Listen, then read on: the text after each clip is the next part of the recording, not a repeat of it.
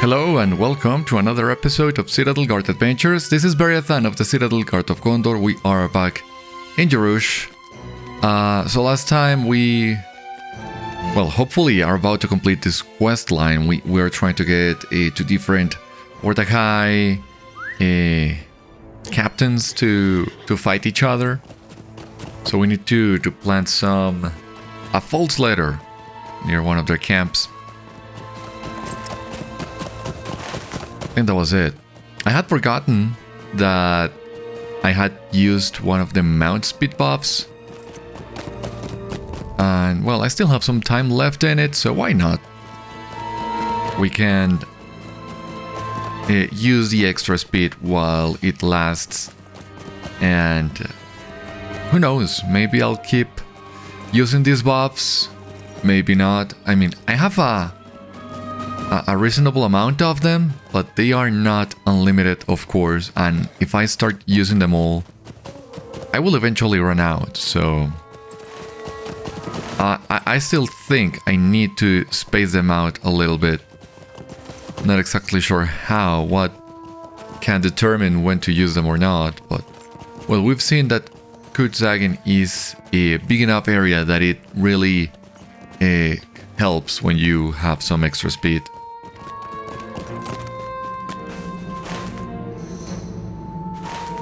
Okay, here we go. You posted inciting later outside the Ortakai camp. Conceal yourself from view, like... yeah, behind the cacti, maybe?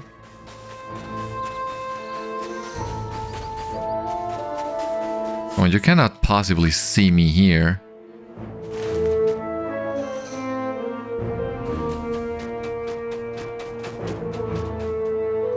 Please don't tell me you want me to drop down. I mean, that doesn't make any real sense.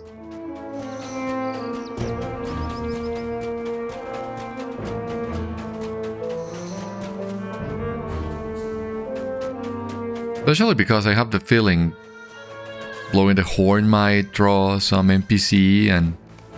yeah, you are well concealed from the gates of the Ortakai camp.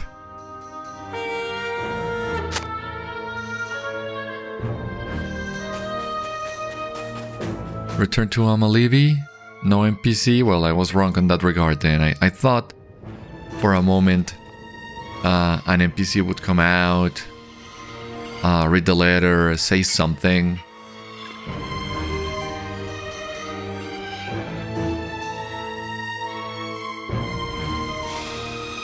So, back to Amalíbi once again.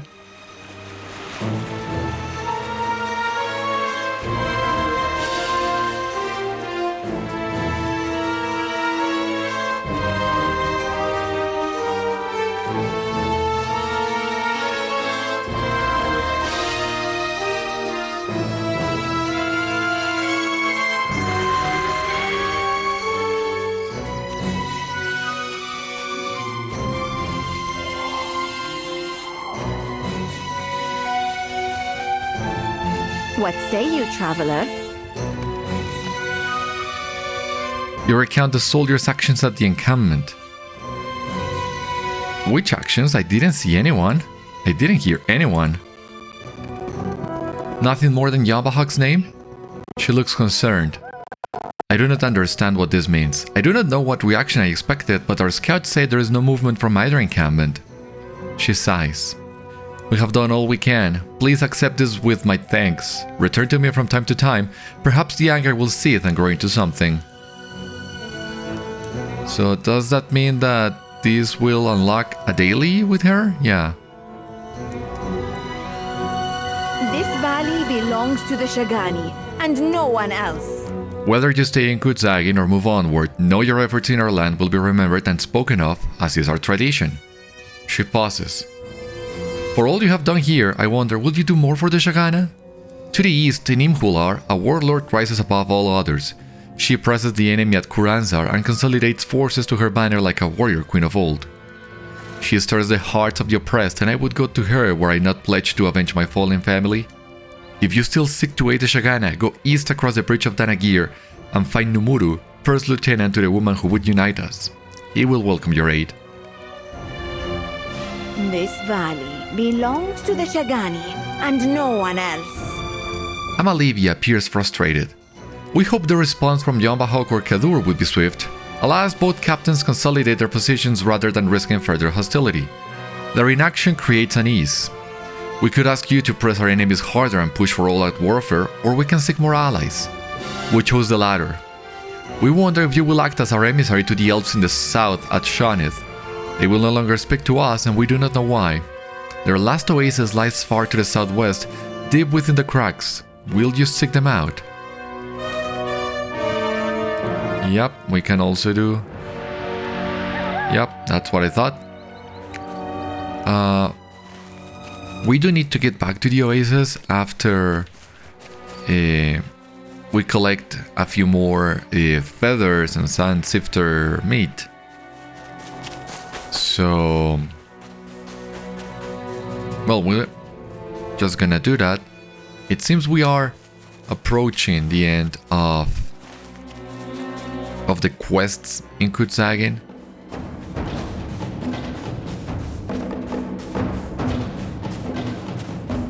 But I gotta say, I did expect all this about the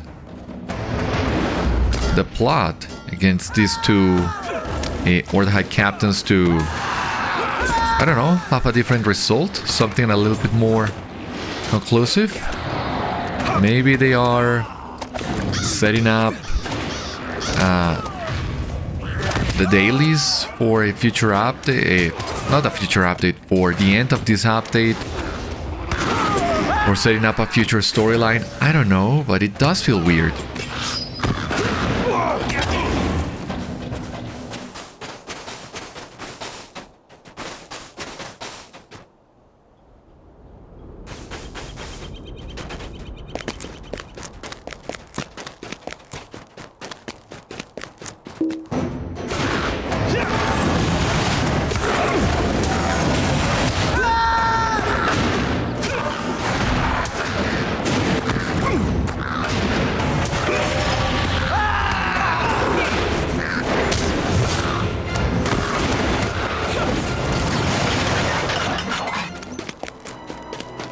Okay, we just need the sand-sifter meat.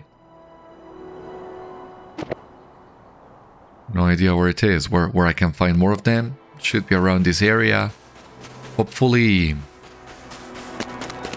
nicely packed, so that we can take care of all of it in one single fight, ideally.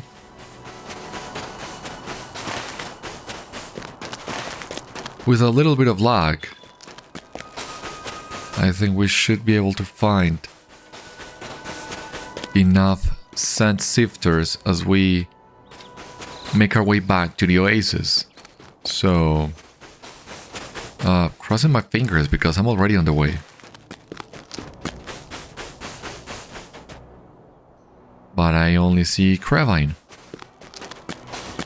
Pity. Okay, here we have one.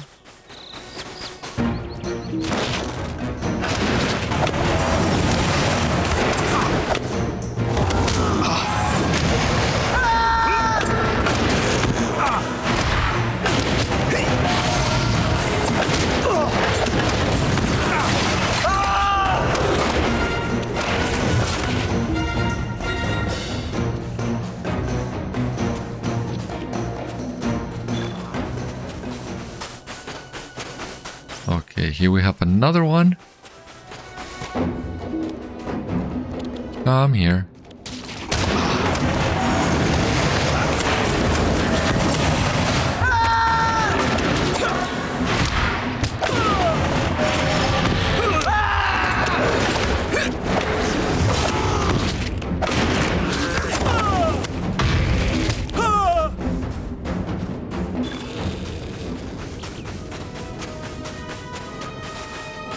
Okay, here we have the last one, thankfully.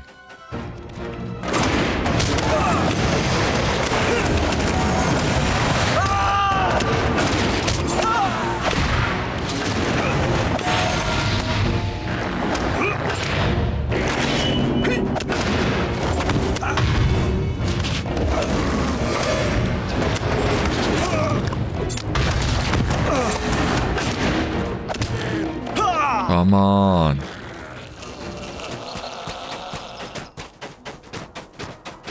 Yeah, I really enjoyed it. The look of the desert from up here. Looks really cool. And hopefully now...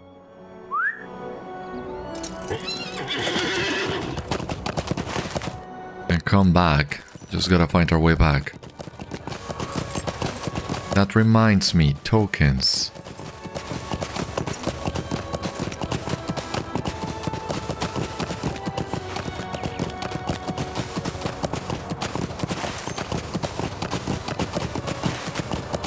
Okay.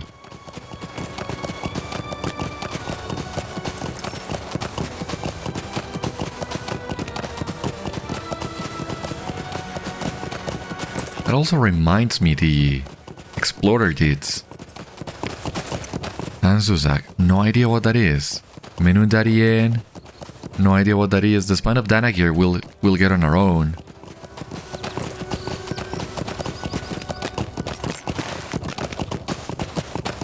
So we of course have missed some locations in Kûr. I do wonder maybe this one.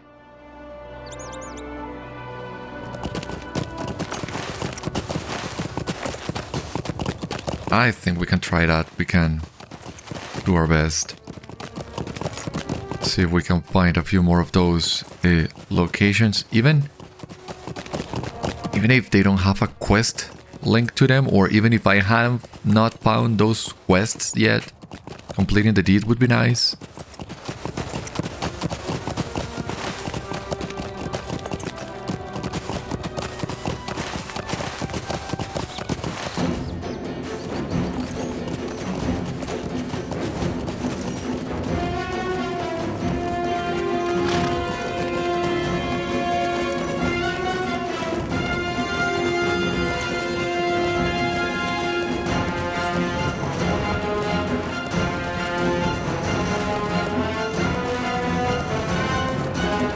Come on.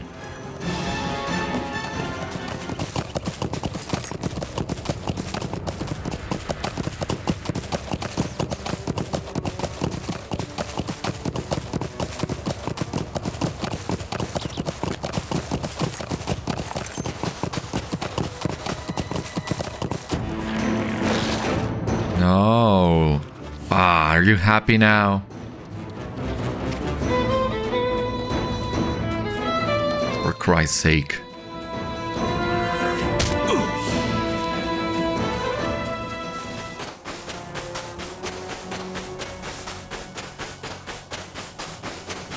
Alright. Or maybe we will unlock more quests here in the Oasis and they will take us to those other locations we have not found yet. Menundari-en at least sounds pretty elvish to me. So maybe we're onto something there.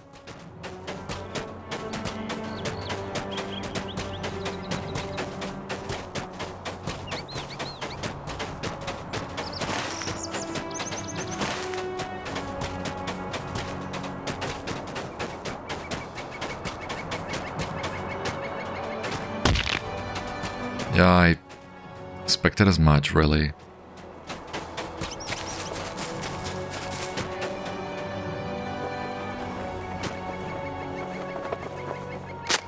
You leave the sand-sifter meat and bird feathers in the coffer.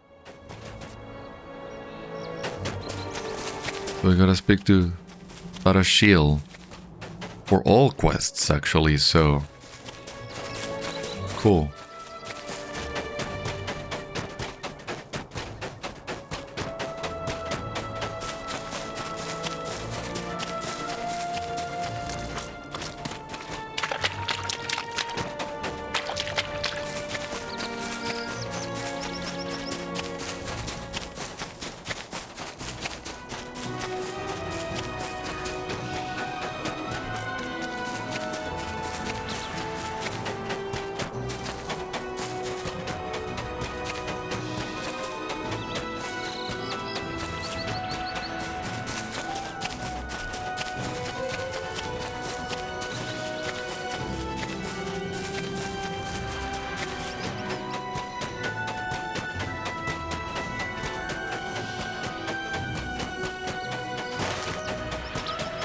so let's see what comes next.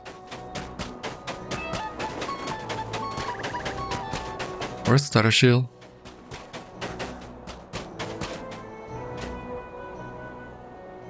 How can I bear this pain? We will safeguard the mementos and seeds you recovered. We may fade from the world, but there will be a memory of us in the trees. Thank you, Beriathan. Leave me alone, outsider. There we go. There are two in my care who suffer as they fade. Aitarshun can no longer wield a blade or move freely outside the oasis. The other, Philadal, can no longer leave the spot where she sits. Each looks to me to fulfill a wound or oath to be at peace before they fade. I have not the heart to tell them there's nothing I can do. I wonder, will you assist them? Aitarshun is found in the central island and Philadal can be found on the island closest to the shore. How can I bear this pain?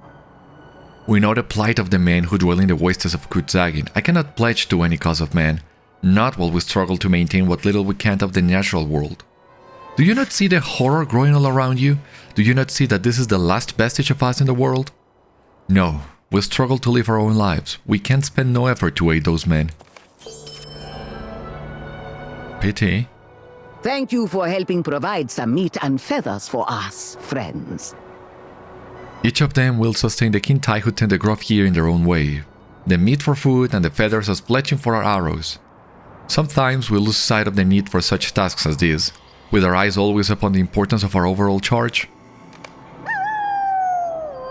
I have something to ask of Tharashil, but I fear it may be considered impolite. Do tell. I have seen a number of elves sitting or standing at various locations around the grove. Their eyes open, but unaware of their surroundings. Is this a manner of restful sleep among the Kintai? Your friend's question is not impolite. The ways of the Kintai may seem unusual to others. As the way of the Elder seem to us. Tharashil rests a finger upon her cheek, considering how best to explain this practice of her people. My people awoke as did other elves, but we did not follow Taknun the Hunter when he led the others on the long road west. The Kintai chose to stay in these lands, for they were filled with natural beauty and Taknun's destination seemed unknown and frightening to us. We were unwilling to follow him there, and for that the Elder gave us an insulting name. I will not speak it here. Instead, the Kintai name ourselves Thartai, those who remained. We dwelt in the Emerald Wood of Nisigim, as I have told you, and despite the harm caused there by Morgoth's servants and finished more recently by the Emperor of Ordak, we never felt the Elder's desire to travel the westward road. That place your friend named Valinor is not open to us, and we want it not. Tharashil falls silent and gathers her thoughts. Because my people are not drawn to Valinor, the eldest among them were very old during the later years of the Second Age. Okay. Their wariness of the world was so great that some of these Kintai began to fade, falling into trances while their bodies passed away to dust. This was not the end, though their material bodies were gone. Their spirits were free to wander as wraiths, which we of the Kintai name Vairi. Some of the Vairi wander invisibly through the lands on which they once walked, whispering on the wind but unable to make clear their wishes. Others who feel a strong bond with a particular location have been known to become guardians of the oases and groves throughout Shagana. If a Kinta feels such a strong connection during their lifetime, he or she may prepare to undergo the fading process at one of these beloved locations. The trance-like state of Throtul that precedes fading may take only a short time, or it may take much longer. Some of the Kintai you see here at Shonith have been preparing themselves to fade for years. When one of the Kintai finally enters Throtul at one of our groves, it is our custom to fashion the Berath around them. The Berathi may be difficult for you to understand. Perhaps you would like to speak to Aitarshun about this aspect of the fading process? He will appreciate the company. Look for him on the easternmost island in the water. You may reach it by use of the bridge. Alright, so we do get some more information about the fading of the Kintai. We had already gotten some glimpses of it when we were talking with Shanthar, and well, what little we have heard so far. So it's very interesting to learn a little bit more about this. And I do think it does fit the lore quite well. I think the name, the Kintai find offensive, would be the Dark Elves, maybe, the Morikendi.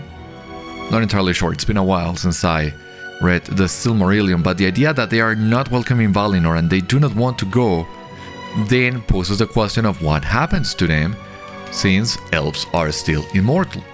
So this idea that their body fades, but their spirit does not, I really like a lot, because it does tie with these sort of real-world experiences where some places seem to have a life of their own, where people can hear voices in the wind or feel somebody watching them, and that kind of stuff. And so that just means it's a place where one of the Kintai faded. So I find that idea very interesting indeed. Ah, Citadel, okay. I cannot muster the strength. I know Tharashil has no time for me or I, Tharshun. I am touched she sent you to aid me and him. She does not know the weight I carried out of the old oasis to the west. My mother is there still. She will dwell there forever, as I will in this oasis. I left her to fate, rooted, as I am now, to a spot she could not depart. The wrathful spirit swarmed here as she fell to final slumber, and I left. I did not look back. Now, friend, I want to claim something of hers. Her tomb's location will be obvious. Her necklace is there. I should like to know that some of the wrathful spirits there meet a final fate. Alright. So we are finally getting some quests with the Kintai at long last, it seems. Finally.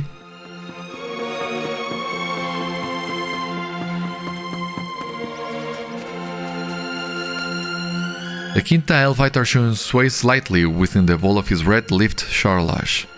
Oh, right. So you remember that also when we met when we were in the Arwath and we met Shanthar, he talked about the trees being the kind of the spirits of the other elves. So now I think we are seeing the processing here. You just standing there and let the tree sort of consume you.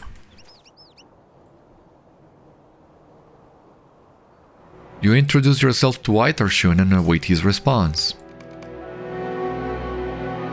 How much? Not long.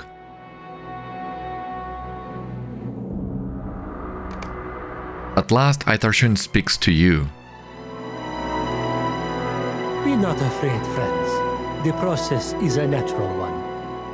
Tharshun breathes deeply, seemingly unconcerned with the tree limbs that surround him. You tell him that Tharashil wanted him to tell you about something called a Beroth. This is mine, my friend. You might call a Beroth a tree tomb. My people weave the red-lipped Sharlash trees around the body of a Kinta who has begun to fade, and from then on the two grow together. When the Kinta has at last become dust, the Beroth remembers the shape of the body and serves as a memorial to the faded one. The ritual preparation of the Beroth binds the Kinta to the grove in which it grows, and his spirit can then watch over the place he so loved. Concerned, you ask Tharshun if you have hindered his process of fading with your questions. He smiles. Trouble yourselves not, my friends. I am not afraid to fade, and some among my kind may be, but I find myself appreciating even short conversations as this as my time approaches. They become less frequent as every day passes. You also need us to do you a favor? Tharashil does too much. I am pleased she found you. I will tell you my tale and leave you a choice. Once, long ago, I made an oath to a man at a Kanak north of this oasis.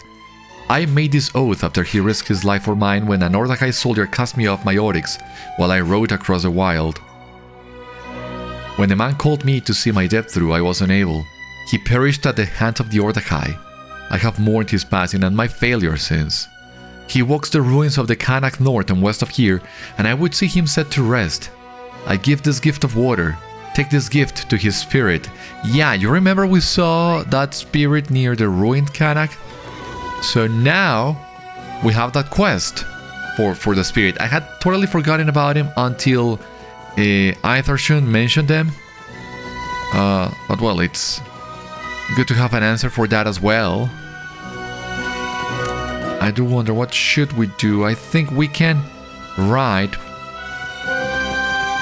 Maybe see if we can, if there is a different exit for the oasis that would allow us to explore this portion of the map further.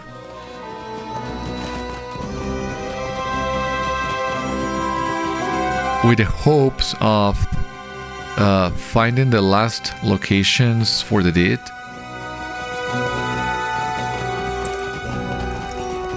I will insist that Menundari-en sounds really elvish, and hopefully maybe could even be the end of this entire quest line, much like the library in Ambarul was a location that you can only access after you have completed the entire region.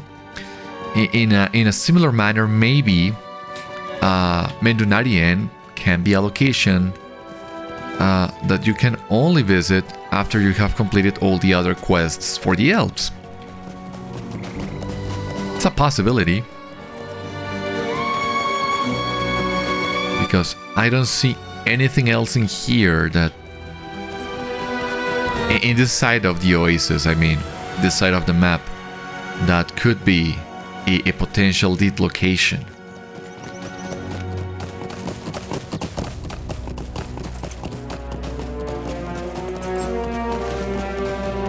I mean, it seems we are surrounded from all sides. We have already...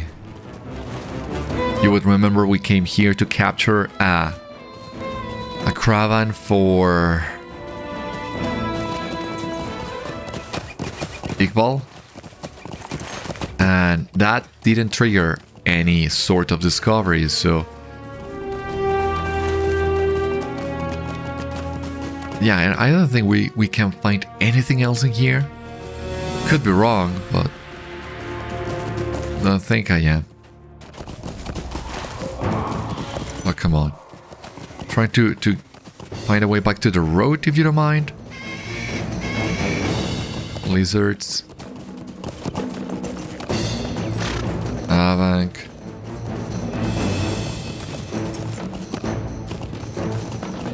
The road, here we go.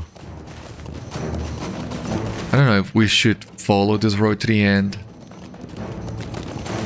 I just expected to, well, meet at dead end, a pile of rubble or something similar.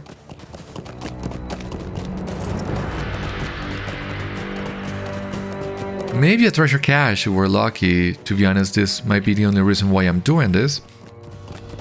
I do remember the LOTRO team has a sort of likeness to an affinity for hiding some caches near the boundaries of the maps, where you really don't have any good reason to go other than just see the boundaries in here, just like I thought.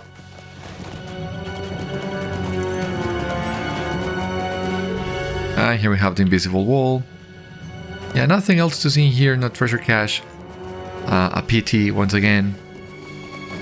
I don't know if you can maybe cross the river at this point and enter Imhular from the southwest, maybe.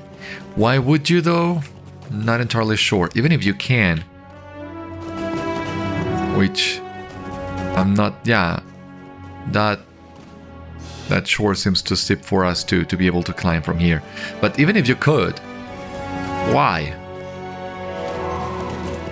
If you cross the span of Danagir and reach the first settlement, you will be naturally led through the area, so... Well, that's just me.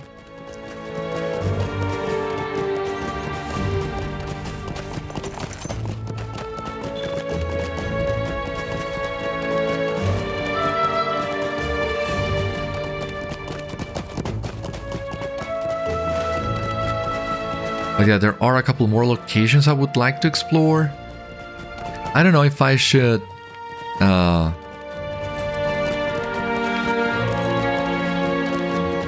like pin the deeds to my tracker and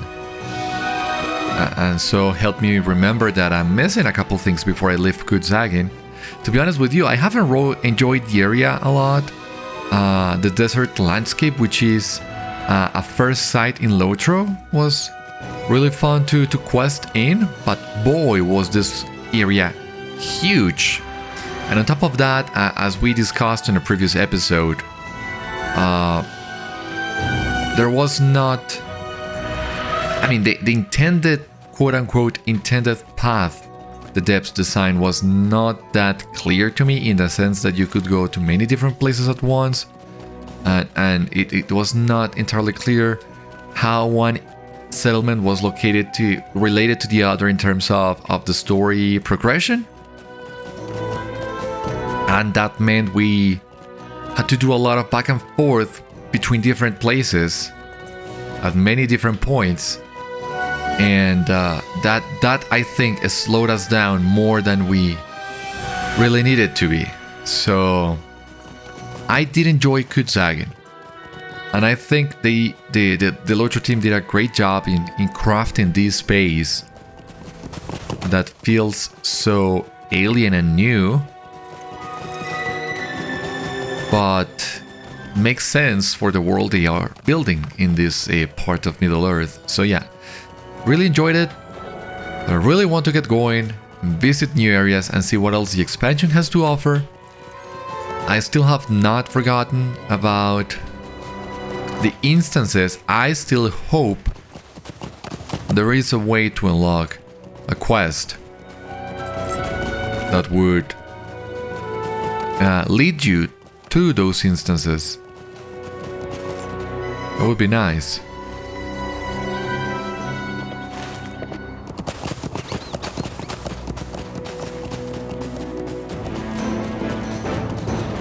So this seems to be another dead end.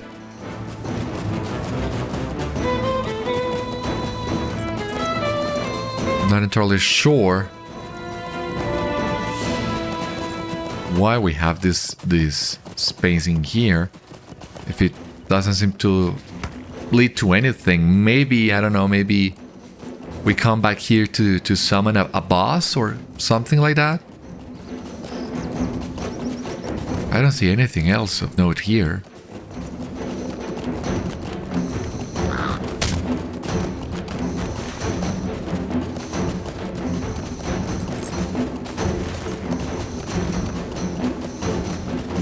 But I still wonder about this sort of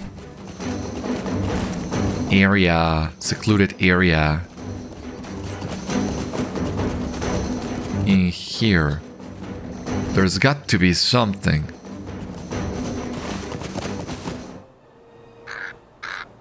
Ah, the eternal one, Menundari-en. No, that's okay.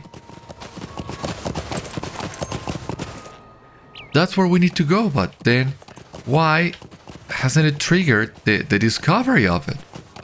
Well, I just needed to look at the map, silly me. So at least now we have some answers, but what happened? How did I miss that?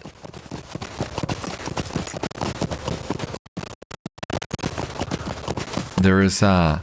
Oh, this is another entrance to the Oasis? Cool. There is a YouTuber from Argentina that sums up different movies and series in a very funny and yeah, funny way. He's a very funny guy, and he uses a lot of memes, of course. So one of them is when a movie or the series or whatever is not clear enough explaining some important details, he starts asking those questions. So why, how, who, where, that sort of thing. And after he finishes asking all those questions, he just says, well, it's in Spanish, so there will be something lost in the translation, of course, but he says something along the lines of those are questions that will never be answered. It's that clear.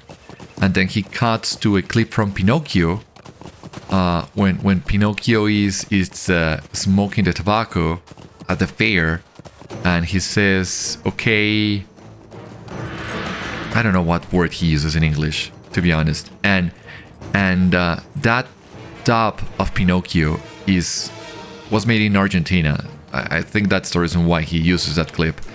So it's in the local dialect, but it says something along the lines of "Okay, buddy," something like that. I don't know.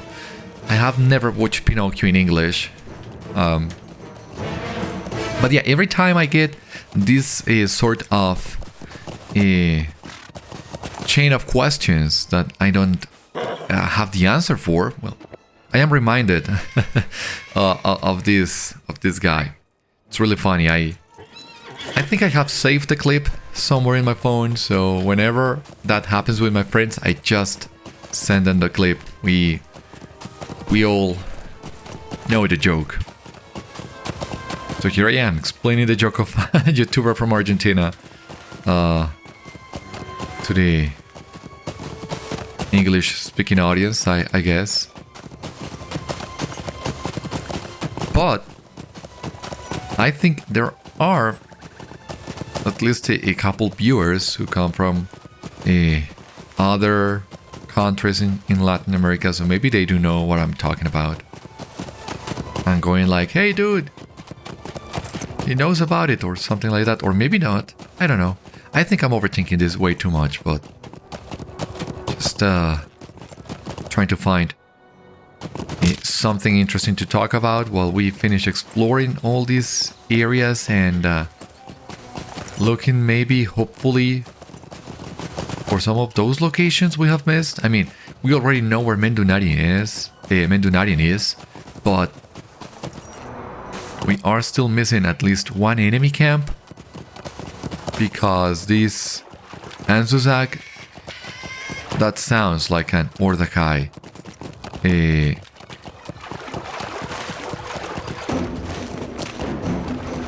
Ordakai settlement.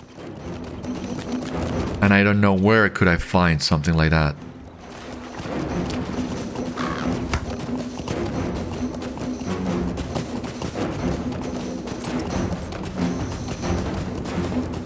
And I don't know, for someone who said that I'm already looking forward to visiting new areas, I am surely enough taking my sweet time exploring this area, but yeah, I just want to make sure I have found everything there is to be found in here.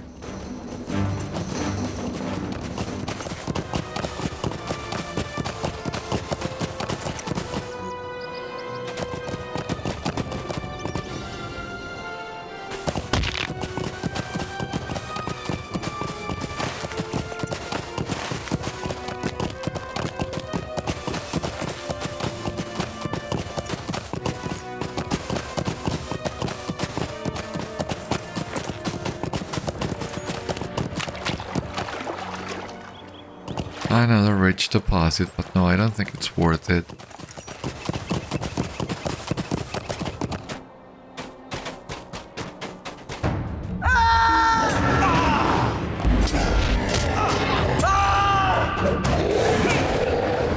My god, I cannot see.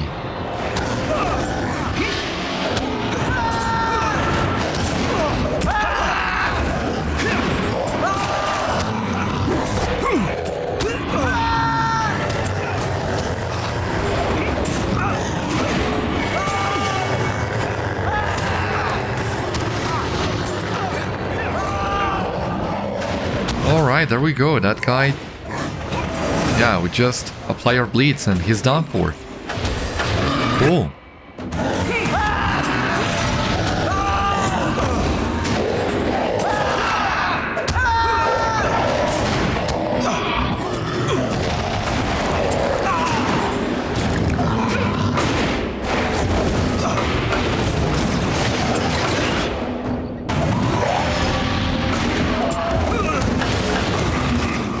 There we go.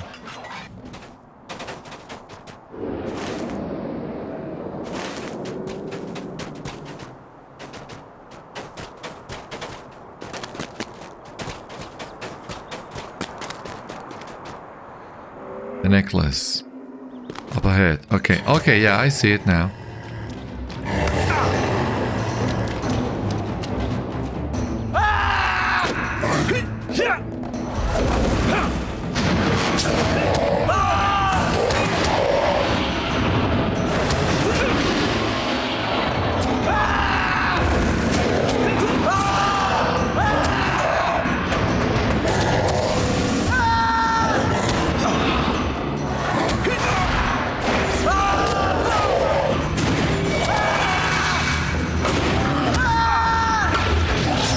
There we go. Awesome.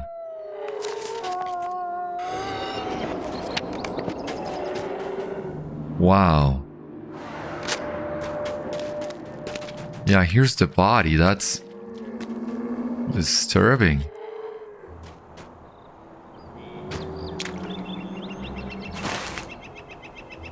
Okay, now we need to defeat 3 more of the spirits.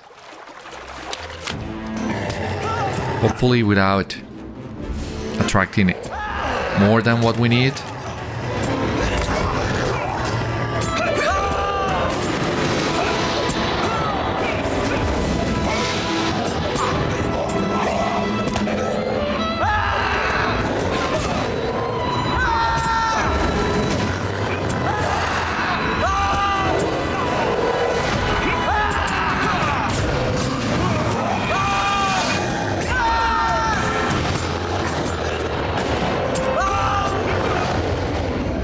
Awesome, that was amazing.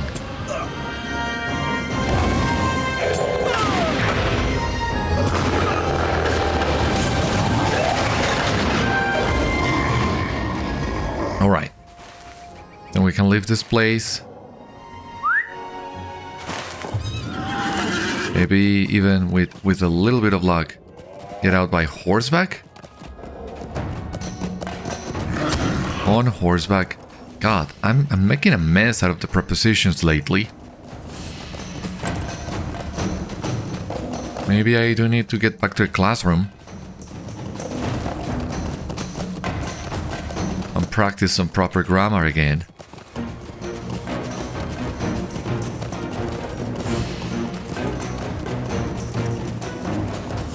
Fun story, I once lost a job because of that. A job as an English teacher, of course. I don't know. Prepositions are hard. It's all I can say, I guess. And they were pretty demanding of having a perfect grammar when speaking, because the method the school used relied almost entirely on teaching through conversations. So would be students who wouldn't know a single thing about English. You would start from the most basic stuff, but all through conversations and through examples, so that they would get it by start learning by association. Basically, yeah, when what happens to little kids when they start learning the language from their parents, they just start listening and understanding by association what's the conversation about. But that means they will learn to talk exactly the way you do. So that's why those sort of mistakes that could maybe someone else let pass on a different context were so crucial. So prepositions and even conjugations. Conjugations are more important, of course. Less forgiven wherever you go. If you have a bad conjugation, people will notice. It will be more jarring. But yeah,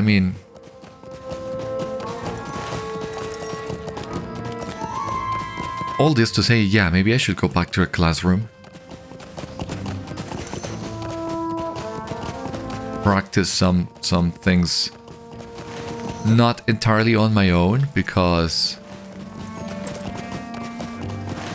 after I graduated from university, even earlier than that, after I graduated from high school, I have basically practiced English on my own 90% of the time, like watching movies, reading books, playing games, but some things could still use a little bit more polish, and the more I spent without some proper education, we can say, the more noticeable those things become, especially because in my context, my family, my wife, my parents, my closest circle, not everyone speaks English, so the opportunities you get practicing with somebody else face to face are very limited.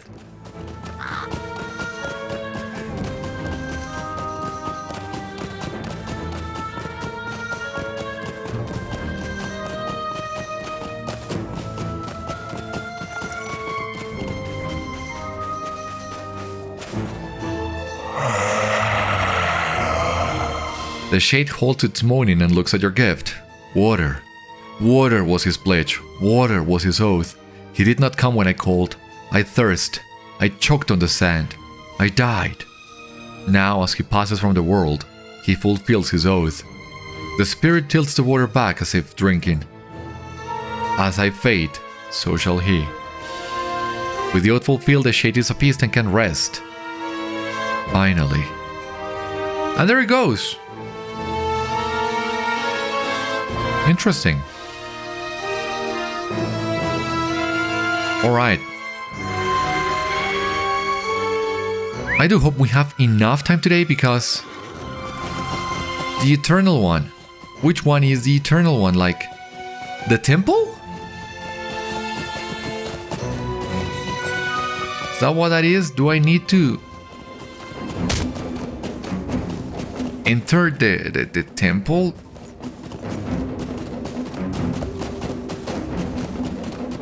I mean, I would like to make sure first, because if I really need to get to the door of the temple, I might risk running straight for it, ignoring everybody in camp. That would mean pulling a lot of people. I could even possibly die before I make it to the door, but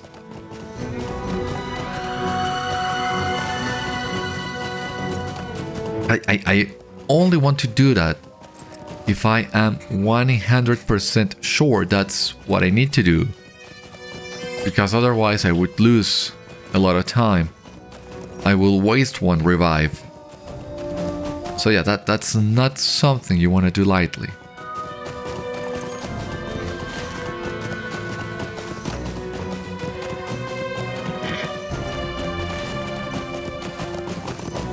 But if not the temple, what exactly?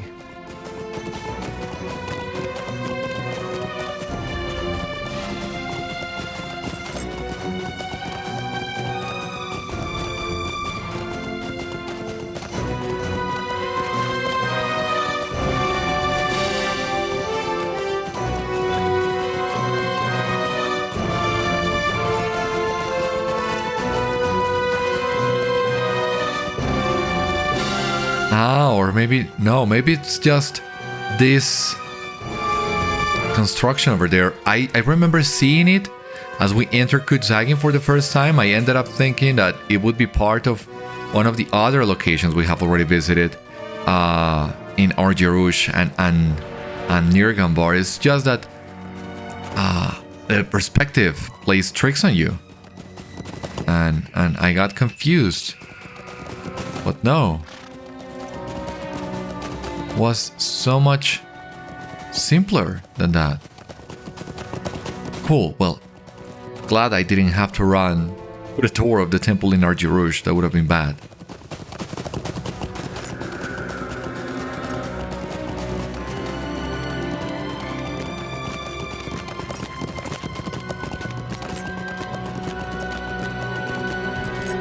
At least I hope that's it.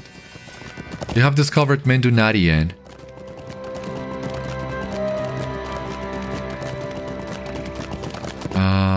No way to lead the braziers.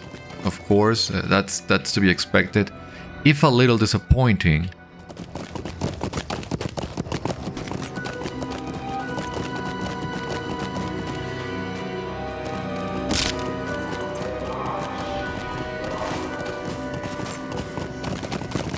I see a structure, sort of a structure there on the map. I do wonder if that could be Anzuzag.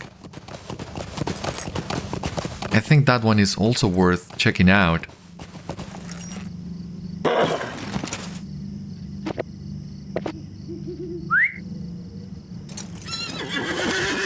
Really quick. If not, then as it has become usual, I will muster back in Ar-jirush and call it a day.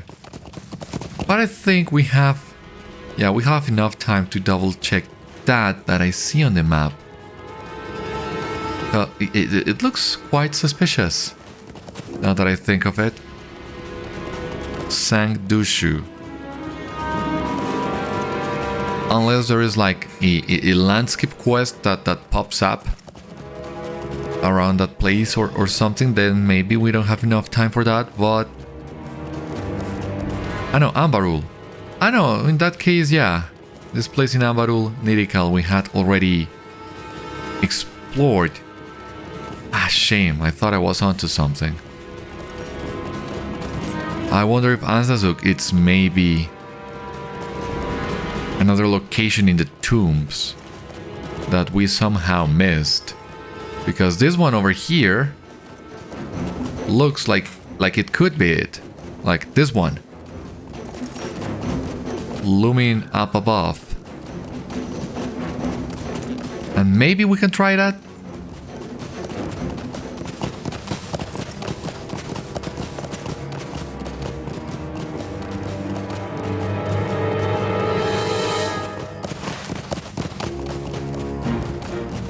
I think I'm gonna try that. Because further north, it's when Kutsagin blends into Ambarul. I don't think we can find a location related to this deed in that region, because it's also Ambarul. Doesn't seem to fit. Now, we also had this settlement Saduru that we did discover. No NPCs in there. Looks like it could be the location for another hide bolt of sorts where you will rebuild the town. Maybe closer in scope to the survivors of Wildermore, which was also a big grind, but not as painful as Hidebolt. But I do get the feeling that's what they want us to do at some point.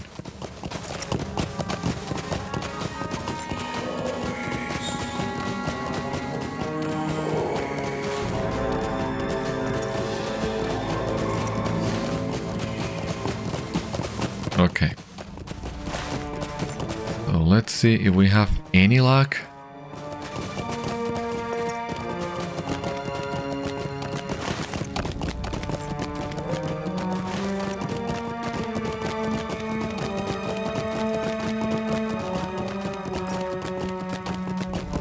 Because this is the entrance to the instance, I believe, so doesn't seem to be it, right? Let me double check.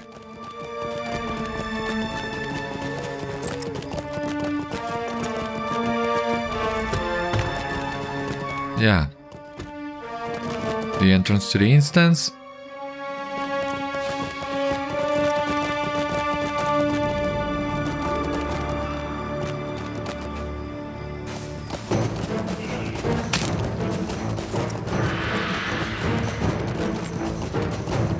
What's this? Other than a bad idea. again, running around an enemy camp, pulling everything on sight, trying to avoid detection.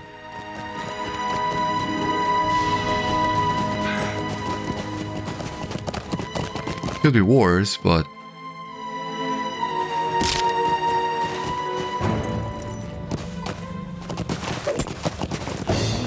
would you please leave me alone?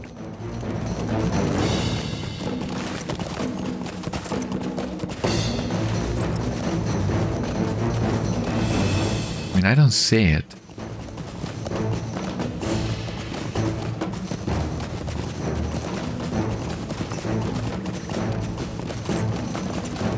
Oh yeah, here. Well, this is a location we visited with Rafus. It was an instance.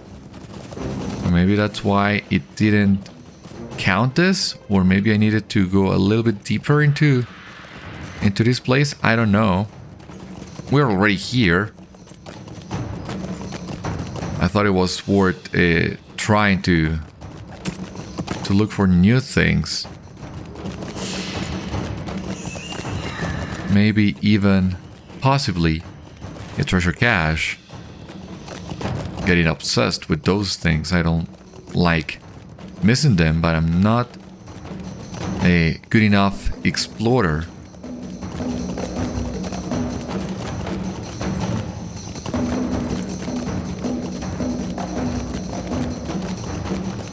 Music is really nice.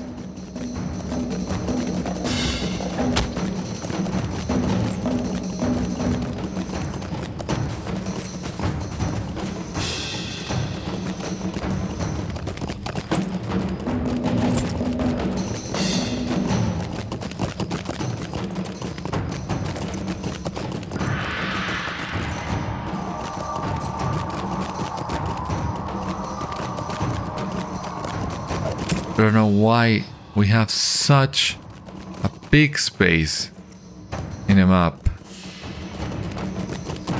I mean, such a big construction that doesn't seem to do anything other than what we already did with Rafus in his instance. But coming back to the idea, I think I got stuck. Coming back to the idea, you cannot do that while moving? Yeah, that's what I thought. Stuck. Coming back to the idea that maybe Kutzagin will end just like Ambarul, and there is a final quest that will take you to a location that you cannot normally reach in the regular map. Maybe that's what Anzuzak is about. Now that we have found Menundari-en, maybe that can happen with Anzuzak instead. I still have hope. Even if that weren't the case, I think I have taken enough time already. So, yeah, we just need to find a way back, way out of this silly predicament got myself in.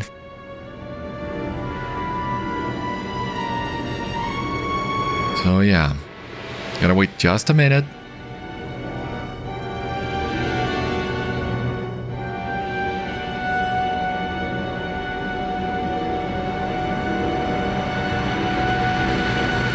There we go, thank God, I was starting to worry. Where did we end up? Not bad. Could be worse. But, well, I don't like being left in the middle of the desert surrounded by pools and all that. I think it's still a good idea to get back to Ar-jirush.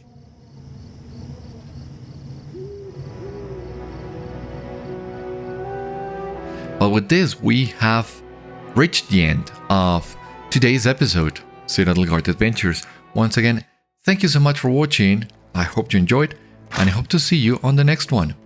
Until then, my friends, stay safe, take care, good luck to you all, and I will see you later.